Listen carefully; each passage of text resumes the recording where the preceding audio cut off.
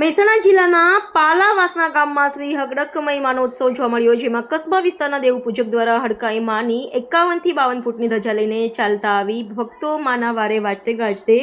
ડીજેલના તાલે માના વારે આવ્યા અને નાની મોટી ધજાઓ માતાજીના મંદિરે ભક્તોએ 10 જેટલી ધજાઓની માનતાઓ પૂરી કરી હતી